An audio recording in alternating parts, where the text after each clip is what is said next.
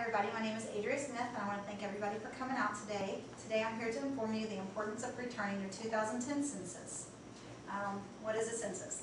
A census is a form that is mailed to you. Everybody probably has it by now. You fill the form out and you mail it back to the government by the due date. On the form it asks you your name of each person in the home, gender, address, your phone number, and once you fill this out you send it back in and they collect all this data. The census started in 1790 and it has gone every 10 years. Every 10 years you've gotten the census, your grandparents, parents, everybody has filled out the census if you're there in the United States.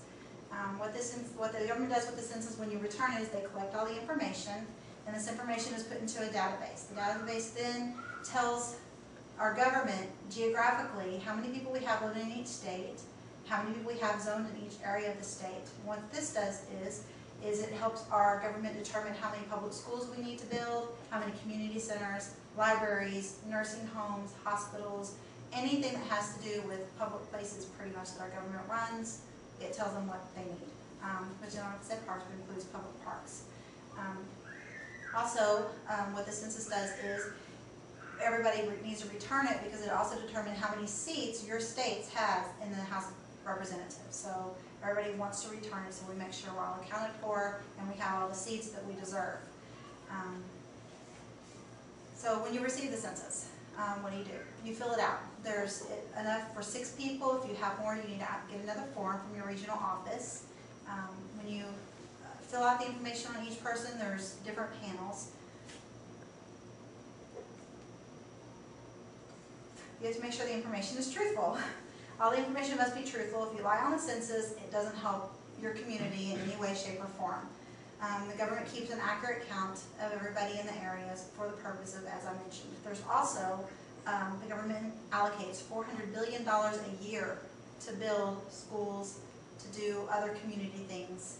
And if you don't return it, then your community's out of luck. If 10% of the people in the community did not return their census forms, and that's 10% of funding that you're not going to get of whatever they would have had for those people. So it's important to return them, it's important to be truthful.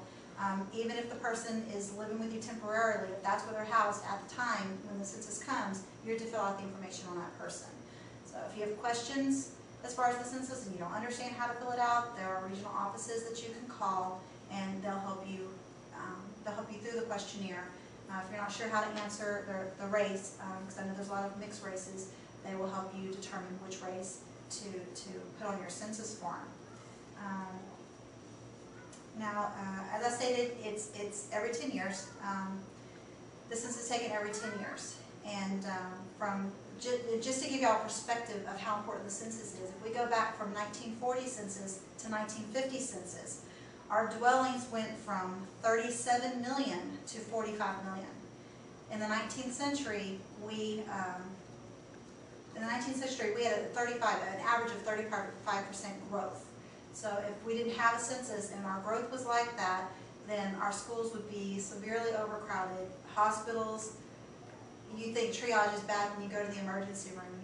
There would not be a room available. It would actually be pretty catastrophic if we didn't have the hospitals and the schools that we need to educate our children properly and to make sure we have the medical attention that we need when we need it.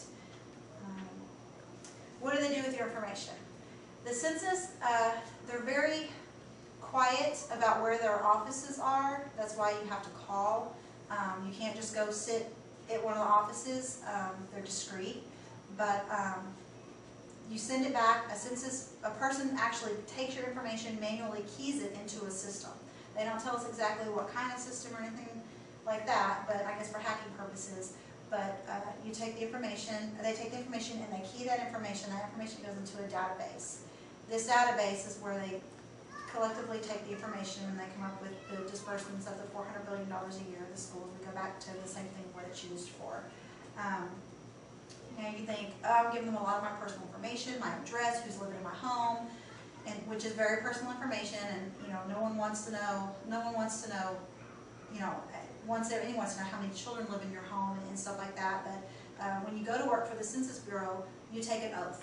And the oath is just like our president takes, just like our police officers take. They have an oath to protect our information. They cannot sell our information. They cannot, even the CIA, the FBI cannot get information from the census, believe it or not, legally anyway. If so, then whoever's caught doing it can be fined up to $250,000. So it's very, very secure as far as keeping it protected. We have ways to, or I should say the census have ways to keep our information protected.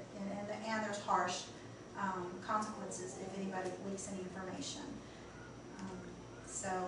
It's, rest assured when you send back your census that your information is protected and that they won't share it with anybody. And like I said, not even the federal governments. And one of the reasons is a lot of people don't return their census is because they have illegal immigrants living in their home. But we need to account for those illegal immigrants. One reason why we need to account for them is because when they have children, or if they have children, they look at their children, they worry about deportation and stuff like that, to where when the census, they don't share the information for that to happen. But we absolutely have to know, because one of these days, these little children are going to grow up and want to go to our schools. We need room for them. You know, that's one of the reasons why we have overcrowded schools, is because immigrants are afraid to write down their information and send their information back to the government of all people. And I guess that would scare anybody, but we need to make sure that, and if you know anybody, let them know. They don't sell your information, they don't tell you to be deported, immigration doesn't know about it, strictly for informational purposes only. And like I said, I can't stress the importance of, if you want schools in your area, if you want community buildings in your area, return your census form. So that's really all I have to say. And I want to thank again everybody for coming. I'd like to open the floor now for any questions that anybody has regarding the census forms. Yeah, I've got friends that are serving missions, and you know they're out of the country. How do they get a census if they're gone for 2 years? That's a good question. Their census is sent to their home, and their parents will account for them. Even though they're not there at that time, they're still a U.S. citizen. They will still come and live in that home, but they need to be accounted for. So they will definitely, you know, as long as they fill it out, they're accounted for, and they'll be fine. They'll be fine. A previous census, they used to ask about the parents and where your parents were born. I noticed in this census they don't. How come? One of the reasons why they don't ask, and it's not anything I've really researched other than what I've read as far as the census goes, is it's more for the here and now. If your parents are still living, your parents will account for themselves because they now are here in the United States. If your parents are from Germany, that doesn't affect our world, or I should say our community now, where they're from. So my answer on that would be that because they need to know the here and the now, where your parents were from is irrelevant to the information that they're needing to make their mind up for the next 10 years. It doesn't help that Kansas do that. I'm sorry. I'm sorry.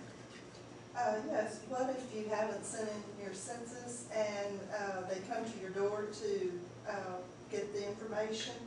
How do they do it if you don't answer the door? Okay, they do, if you do not return your census by the deadline, they do have people knock on your door, and I've known some people who've had their door knocked on 3 and 4 times, and they just don't answer the door. The problem, I've already expressed the problem with that is, but what they end up doing is,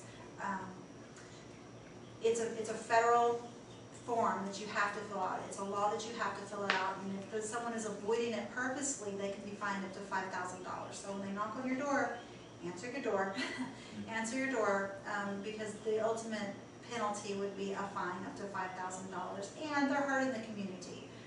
If you have 10 people living in a home, you have two families living in one home, and you have people that aren't accounted for, and have, again, little children that grow up, they're wanting to use our parks, our libraries, everything's going to be overcrowded because of those, and I'm not saying just those, but if you just have, like I said, 10% of people not return them, then we're going to have 10% overcrowding in our schools, and we don't, our schools are already overcrowded, so we really don't want overcrowding to happen because someone just didn't want to fill out questions that won't, you know, no right or wrong answer, just truthful questions that help our government.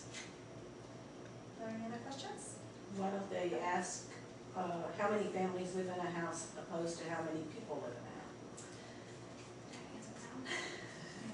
a house? They take the numbers, and it's by people in the United States, so they don't differentiate, are you this family, and I think I said in the speech about